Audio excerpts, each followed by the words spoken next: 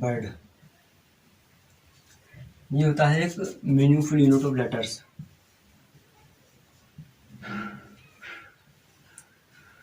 Meaningful unit of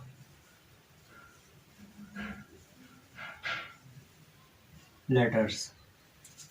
जो unit बनती है, ये ही यूनिट जो है पार्ट्स ऑफ स्पीच में डिवाइड कर देती है। क्योंकि अब हम बात करें किसी भी शब्द की, चाहे कोई अब नाम ले लो या जगह का नाम ले लो या किसी भी भाव, हेट, लव, किसी भी तरह की कोई भी जो शब्द ले लो आप, वो एक पार्ट्स ऑफ स्पीच में डिवाइड हो जाता है। वो कैसे डिवाइड होता है? क्योंकि हम किसी का नाम लेते हैं तो वो नाउन में आता है, या कोई किसी चीज़ की विशेषता आता है तो वो एक जो है एडजेक्टिव रहता है। अगर वो नाउन है तो उसकी जितना एडजेक्टिव है, प्रोनाउन है, ही, शी, इट, ये सभी जो है यूनिट के अंतर्गत आते हैं। तो हम जो है इन यूनिट हैं, इसे हमने जो है नोटाइप में बांटा है यूनिट को, ठीक है ना। क्योंकि एक नोटाइप में एक आर्टिकल भी है, जो कि हमने ऐसे वैसे इसके अंदर रखते नहीं है, आर्ट टाइप की ही पढ़ाई जाती है ज़्यादातर ये। क्योंकि एक आर्टिकल को हमने इस यूनिट से बाहर रखा है, क्योंकि आर्टिकल में ए एंड द, वो एक इस यूनिट से बाहर है आर्टिकल, ठीक है ना। तो सबसे पहले बात करते हैं इस यूनिट की। तो यूनिट को जो है हम बात करें तो अब जैसे मीनिंगफुल लेटर ऑफ यूनिट, जैसे कि अब हम लिख दिया ACT, एक्ट बन गया। TCA क्या है? कुछ नहीं। तो ये जो है मीनिंगफुल नहीं है, ये मीनिंगफुल है।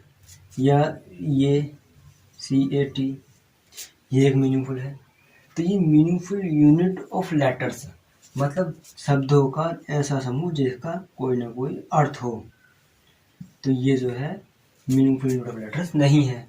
ये दोनों जो है मीनिंगफुल यूनिट ऑफ लेटर हैं, ठीक है ना।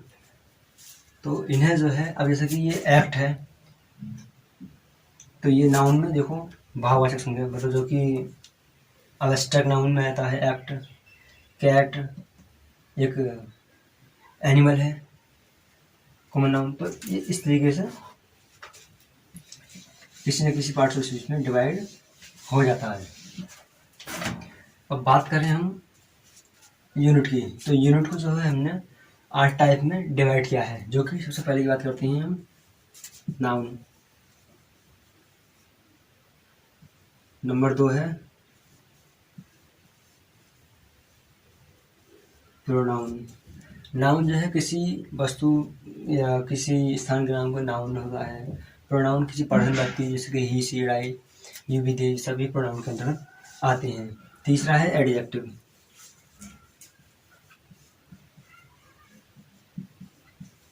एडजेक्टिव जो है नाउन और प्रोनाउन, इन दोनों की जो है क्वालिफिकेशन, क्वालिफाई करता है इन दोनों को, इन दोनों की विशेषताएं बताता है। चौथा है वर्ब।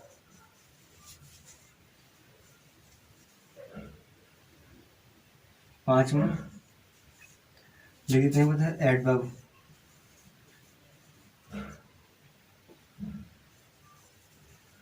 सही है ना। पांचवा जो है एडवर्ब है। छठा जो है वो है प्रीपोजिशन।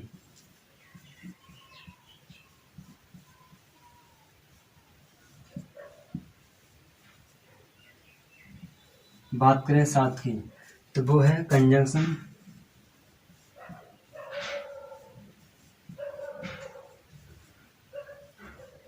आठ, कंजंक्शन के बाद में आठवां है इंटरजेक्शन।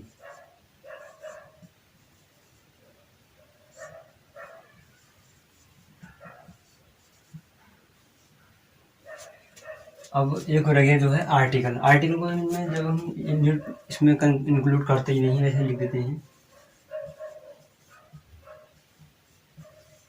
आर्टिकल।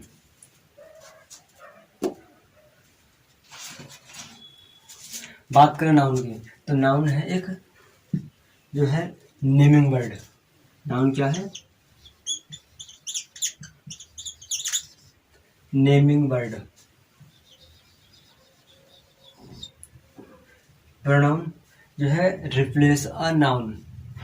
प्रोनाउन जो है एक नाउन, जैसे कि श्याम, श्याम के लिए ही, या तुम के लिए जो है, इन्हें जो है मतलब ये नाउन के स्थान पर आ जाता है, तो इसे कहते हैं रिप्लेस नाउन।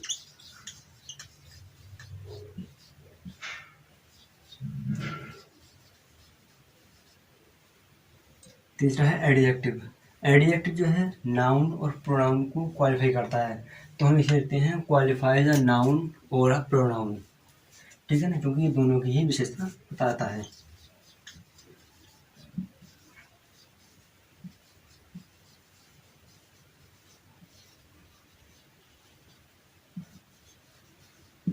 और प्रोनाउन वर्ब।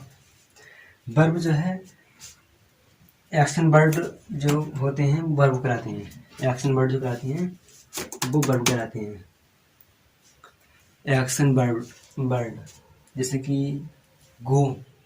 गो जो है एक जाने के लिए हमने बोल दिया गो, तो ये एक एक्शन है, एक्शन वर्ड कहलाता है गो।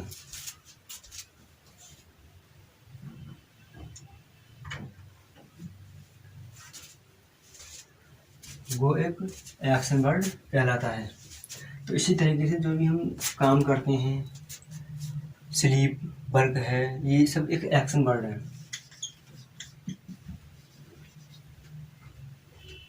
अब इन एक्शन वर्ड को जो है क्वालिफाई करने के लिए, इन्हीं एक्शन वर्ड को, ये जो वर्ड है ये वाले, इन्हें क्वालिफाई करने के लिए एडवर्ब बनता है।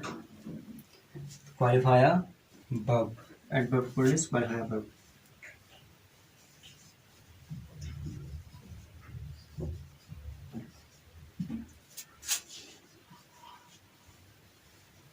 Qualifier verb. प्रेपोजिशन, प्रीपोजिशन बोलते हैं कुछ लोग, तो सबसे जो बेस्ट है वह है प्रेपोजिशन। क्या है? प्रेपोजिशन। प्रेपोजिशन जो है एक रिलेटिंग वर्ड है। इन, ऑन, अंडर, बिहाइंड, ये सब जो है प्रेपोजिशन के अंदर आते हैं। प्रेपोजिशन जो है एक रिलेटिंग वर्ड है, ठीक है ना।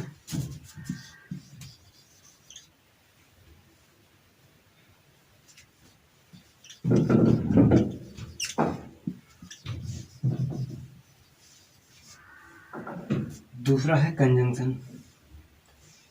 कंजंक्शन जो है एक कनेक्टिंग वर्ड है।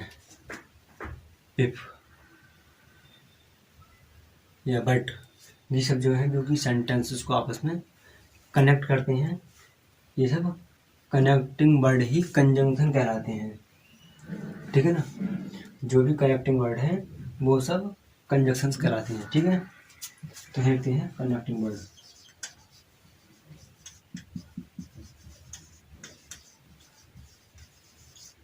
कनेक्टिंग वर्ड कंजंक्शन कहलाते हैं।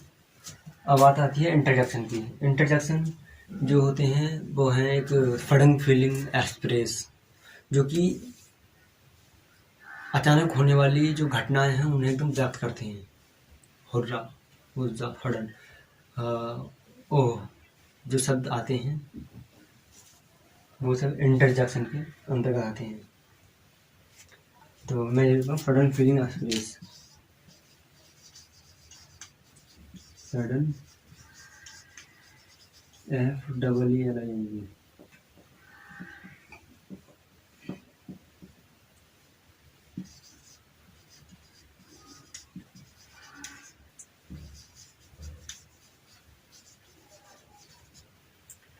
आर्टिकल तो आप जानते ही हैं कि ये एक ए एंदा होती है।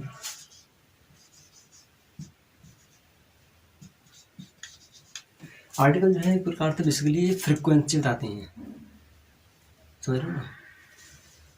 आर्टिकल जो है फ्रिक्वेंसी बताते हैं कि एक बार या सिर्फ वो एक ही है, समझ रहे। एन